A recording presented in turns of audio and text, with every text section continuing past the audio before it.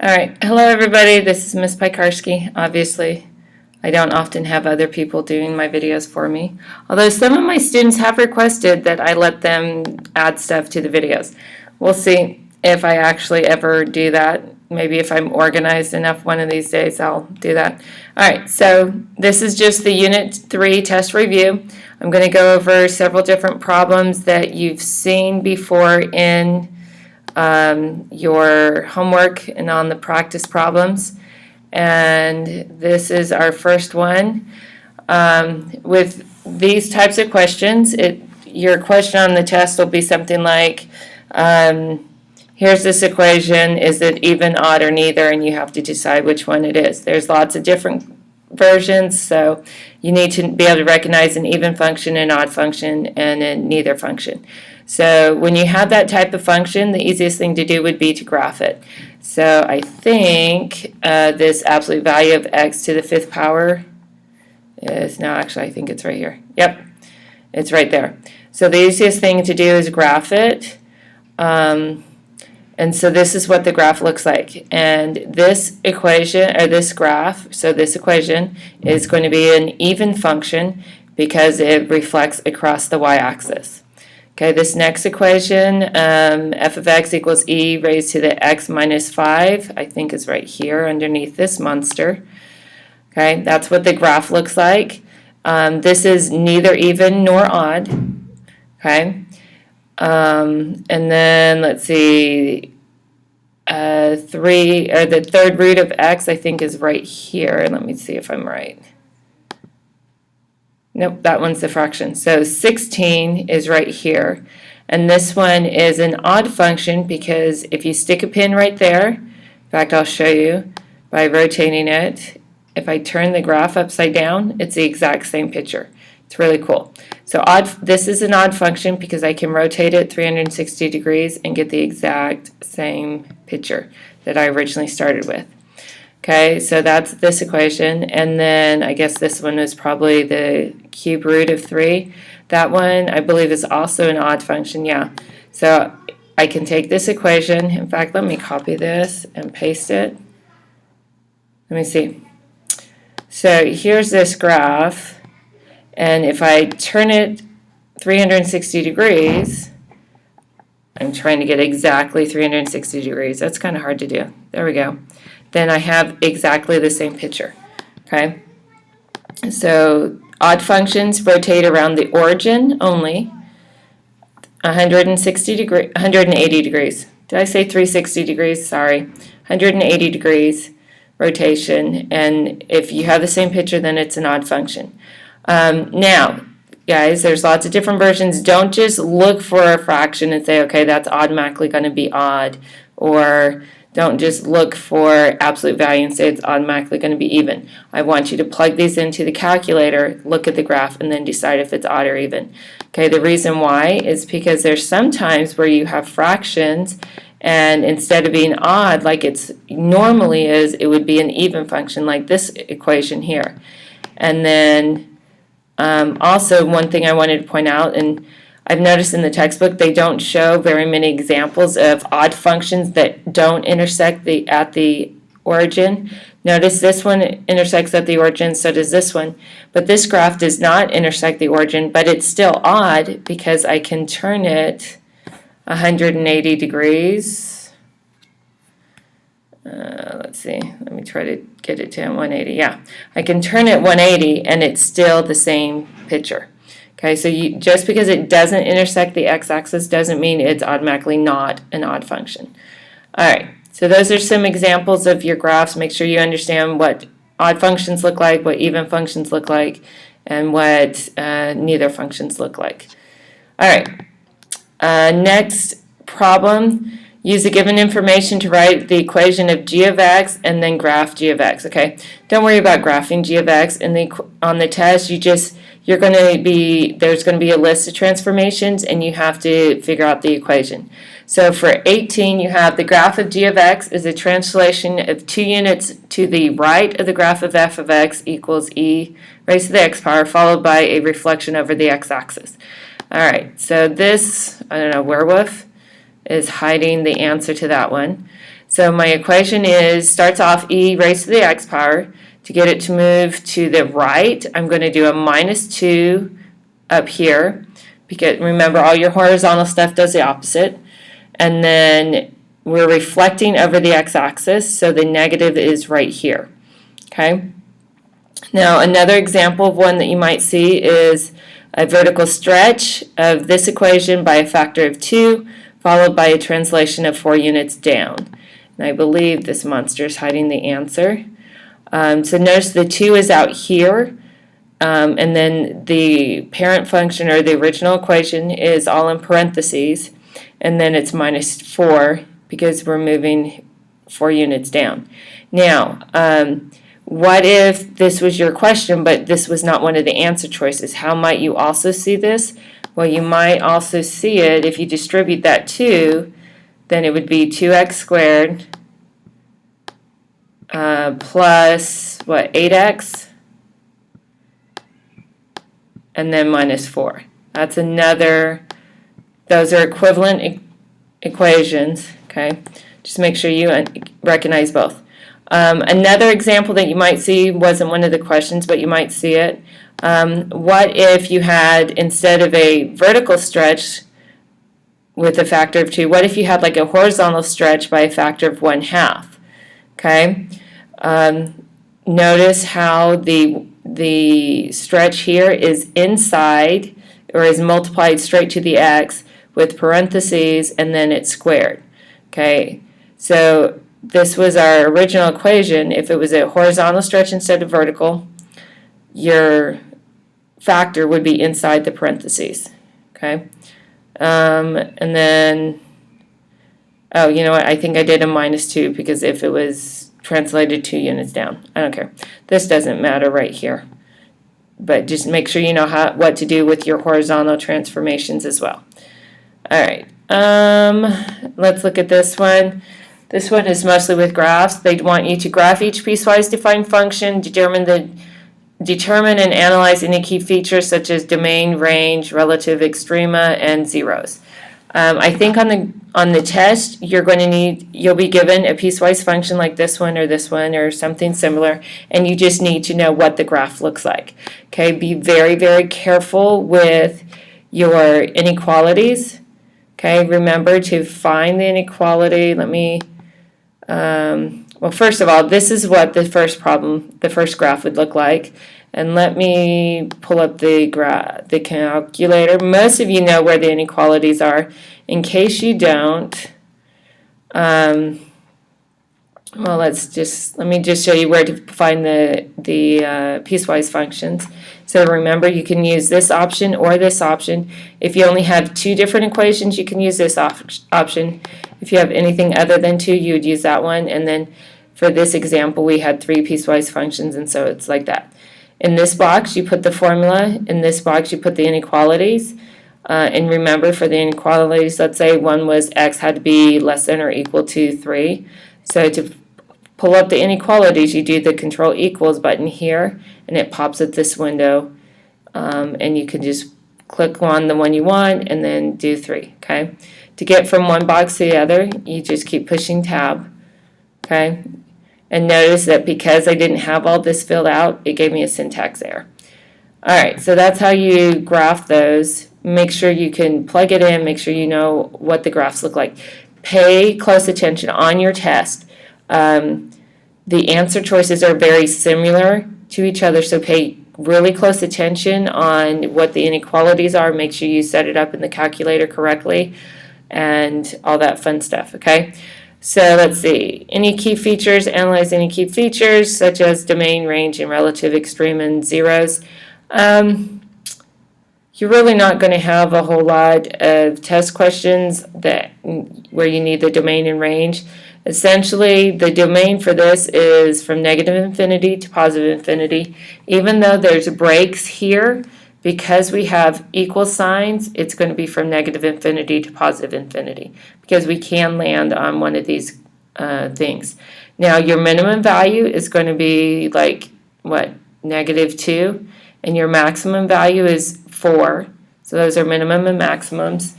I think that's really all that you'll need to know about these. On this, it looks like the range would not be in interval.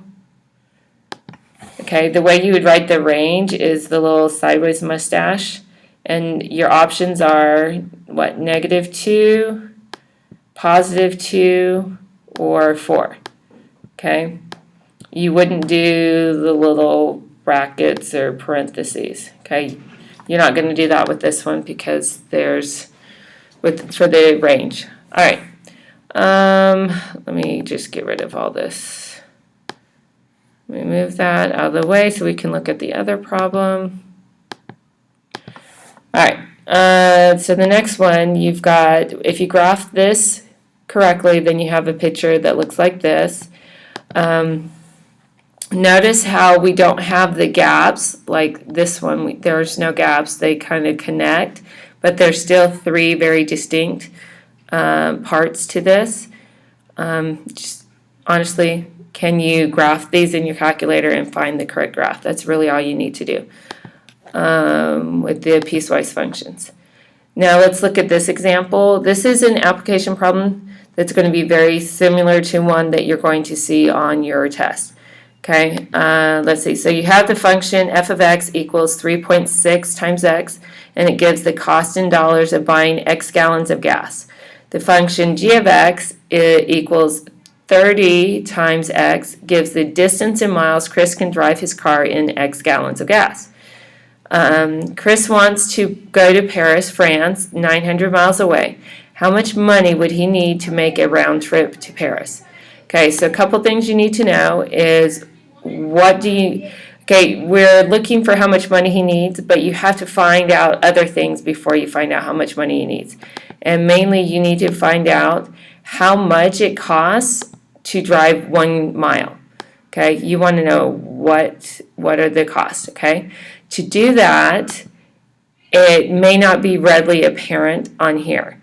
But if it costs $3.60 for 1 gallon of gas, and you can get 30 miles on a gallon of gas, then you're going to take the $3.60 divided by 30, okay? If you want to know the money per 1 mile, then you set up the equation like this, $3.60 divided by the 30 miles. So essentially what you're doing is you're taking the F equation and dividing it by the G equation. Okay, when you do that, you get 12 cents. So it'll cost 12 cents to drive 1 mile. So how many miles does Chris need to go? Well, he's going to Paris, France, which is 900 miles away, but he wants to make a round trip. Okay, you don't want to just get there and then not be able to get home. So the distance that they're traveling is going to be 1,800 miles.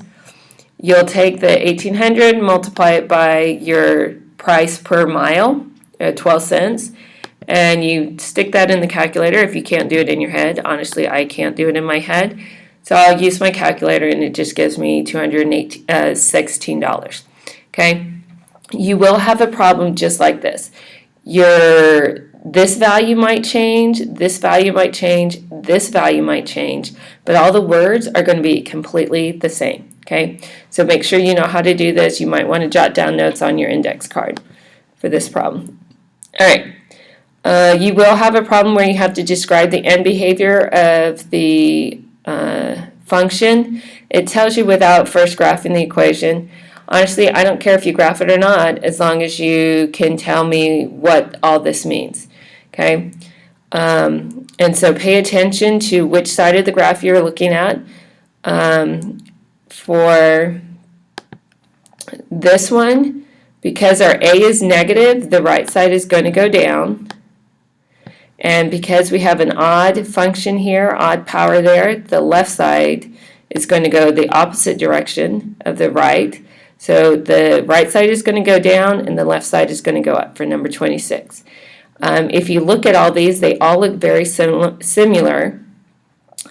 The one, let's see, I think this is the one we want. As x approaches positive infinity, so the right side is going to, y is going to approach negative infinity. So this part tells me that the right side is going down. And as x approaches negative infinity, so the left side, your y is approaching positive infinity. So this one tells me that the right side is going down, the left side is going up. And that is exactly the scenario we have for 26. Now let's look at 27. Again, I have a negative a value, so my right side is going to go down. Because my exponent is an even number, my left side is going to do the exact same thing that my right side does. So both of my graphs are going to be, both sides of my graph are going to be pointed down. So I need to find the one where I have two negative infinities for my y's, and that's the one right here. So this problem, or this end behavior, describes 27. All right, and then 28, my a value is positive, so my right side is going up. My exponent, or my power, is a positive, or even number, excuse me. And so my left side is going to do the same thing that my right side is going to do. So I need positive infinity and positive infinity. There we go. So this one goes to 28, which leaves this last option to 29. And just to check, my a is a positive number, so my right side is going up. And my exponent is in odd degree, so my directions are going to be in opposite directions. So let's see, the right side is going up and the left side is going down. So that one's 29. All right, these are the only four options that or possible outcomes that you can have with end behavior. Actually, I just misspoke. Sometimes your graphs will they might approach a asymptote. For instance, if you had a graph that looked like this, you would say on the right side, y is approaching 0. Okay, that's another example or possible end behavior. All right, let's look at the next set of examples. State whether or not each function is a power function, then explain your reasoning. So first, let's look at what a power function looks like, or what the correct format for a power function is. You have y equals some number a times x raised to the b power. So that's the format that we want. You guys should be very familiar of this. This is straight out of your homework. So let's look at the first one. That one is a power function and it's in the correct form.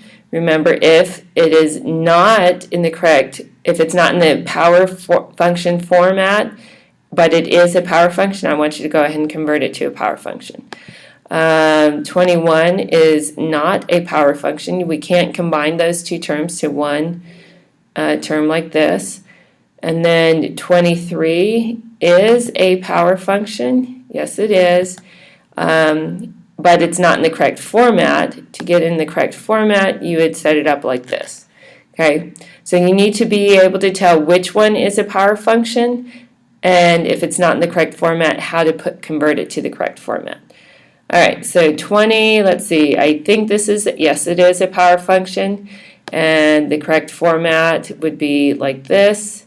Don't forget, if your x is in the denominator, the power would be x raised to the -1 power. Let's see, this is a power function, and it is in the correct format. This is not a power function, this is a exponential function. So make sure your x value is in the base number, not the exponent in this case, because my variables in the exponent, I do not have a power function. All right, lots of graphs with this one. You have this scenario, it's straight out of your book. I will, on every single test, I change these values a little bit, so you can't just find the formula in the textbook and then just copy the formula down, okay? This is right out of one of the problems in your textbook. First, you need to find the power regression, and then with that formula, you need to calculate something. So just real quickly, when you're setting up your spreadsheets, make sure you title or put a title on your column headings. Okay, really quickly, let me show you where the spreadsheet is. Okay, to pull up the spreadsheet, there's two ways you can get to it. You can do new documents and then list in spreadsheets, or if you're on the home screen, you can just click on that button right there and it'll pull up your spreadsheet. Okay, either method will work. All right, so here's my spreadsheet. Make sure you label your column headings. Do not put anything in here because it messes everything up. And when you are done, make sure, I think I don't have a picture of the 7, but it's okay. Make sure your columns have the same number of cells that have information in them. If, like, for instance, if you had in this column, if you had like -2 or something, but this was left blank, any type of regression you tried to get would come out an error message because the columns aren't equal. All right, so once you set up your spreadsheet, you're going to do a power regression. To do that, you're going to go to Menu, then Statistics, Stat Calculations, and then Power Regressions is just one of the options.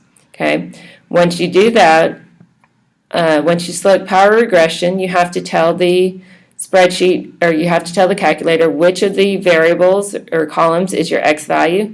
In this case, we have the time it takes for a ball to hit the ground, or the distance the ball is falling, and how long it is. So in this case, your X is your time value, your Y is your distance, and just use your little drop-down menus here. Then push OK. Once you push OK, you'll get your power regression. Now, I don't have a full picture of it, but this is just a little snapshot. Notice my power regression has an R value.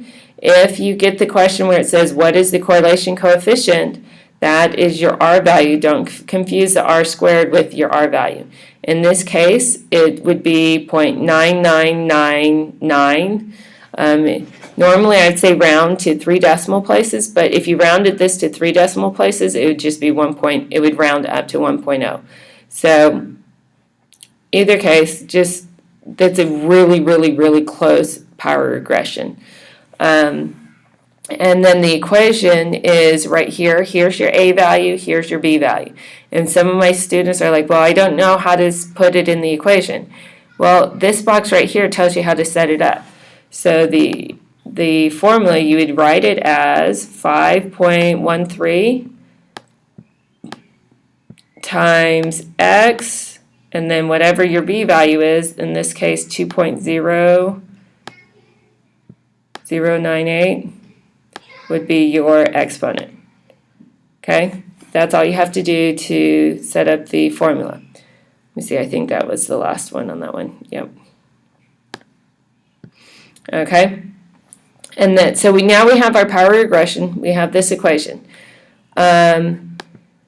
The next question, after you have the equation, you have to use the equation, determine how many seconds it takes for the ball to hit the ground if the students drop the ball from 10 meters up. Okay, there are shortcuts to this. You don't have to do all the calculating if you don't want to. I mean, obviously you can. An easy thing to do, though, you can just add a graph. To do that, you do Control Documents, and then this screen will pop up. Do add a graph. Once you've added the graph, you can scroll up and you'll see your power regression up there. Just push enter. You will want to, when you do that, you get this page, but you will want to change your windows. Come on, get out of the way. Sorry. All right, to change the window, go to Menu, Window, Settings. Option 1 is to edit window settings. Because we want to know how long it takes the ball to drop if it's from 10 meters up, you want your Y maximum to be more than 10. Okay, in this case we did 15. Okay, once you get that, your window set up, then, let's see, this is the one I want next. Yeah. Then in F2 of X, you're going to say F2 of X equals 10 and push enter. When you do that, no, that's not what I want. That's one. You get this line. And now all you have to do is find the intersecting point right here. Okay? And then to find the intersecting point, let's see. I know I go through a lot of these basic steps, most of you already know this. To do that, you want to analyze your graph. So you go to Menu, Analyze Graph, Find Intersection, and then you'll get a screen that looks like this, where it says Lower Bound. You need to have this dotted line on the left side of the intersecting point. Notice on my picture, I'm not having it like right up here. It just needs to be somewhere on the left side. It doesn't matter exactly where. Once you get it to the left side, you push Enter.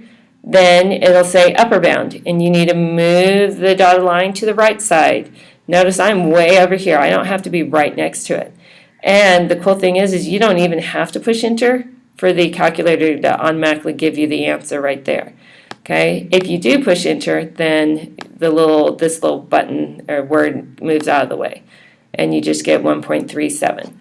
Okay. Alrighty. Moving on.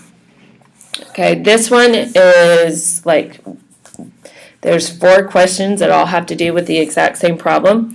So you have Yvonne earns $9 an hour for the first 40 hours she works in a week. She earns $13.50 per hour after that.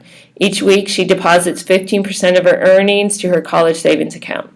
Okay, so the 4 different things you're going to need to do with this information here. First, you need to create a function that can be used to determine Yvonne's earnings when she works X hours a week. Then we need to determine the amount Yvonne's going to deposit into her savings account. And then we're going to create a composite function of these 2 equations.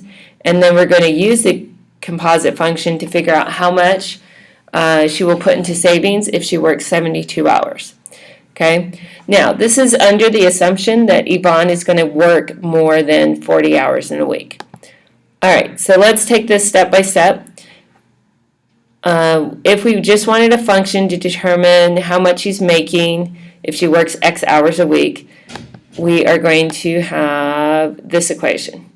Okay, I don't want to undo. There we go. All right, so she's making $99 for the first 40 hours. So you have 9 times 40, and then it's overtime, so 13.5 or 1350 times X, the number of hours she works, minus 40. The reason why you have to subtract the 40 is because she's only getting paid $13.50 on the amount of time over 40 hours that she's working. Okay, so that's how you're going to initially set up the equation. Simplify as much as you possibly can. When you simplify it, 9 times 40 gives you 360. And then 1350 times x minus 1350 times negative 4 gives you negative 540, excuse me. You can combine like terms by adding these 2 terms together. When you do that, you finally get your f of x equation, which is going to look something like that. Okay. Again, you will have a problem on your test very similar to this. This number is probably going to change. That that number will stay the same. This number might change, and your percentage might change as well. Okay, so that's how to find f of x. Now let's find g of x.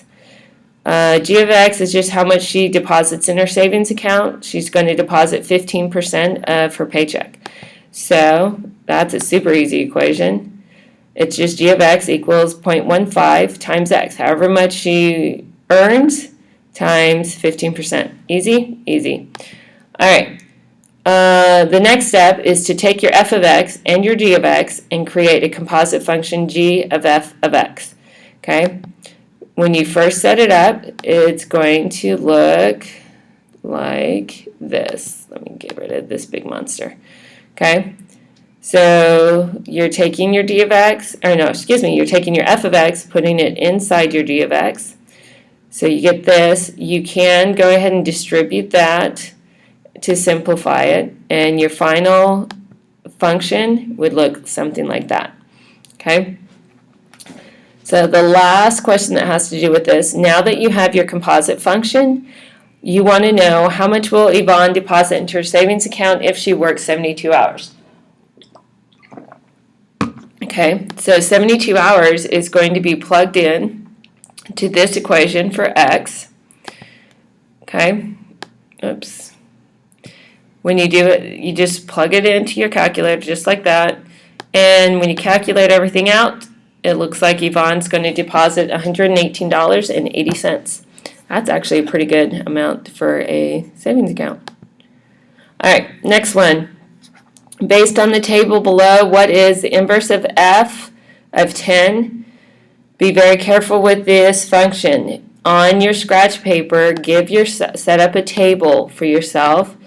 Okay, if this is f of x, then for the inverse of x, you're switching all your values. So all these x values here are going to become your y values down here. All these y values become your x values.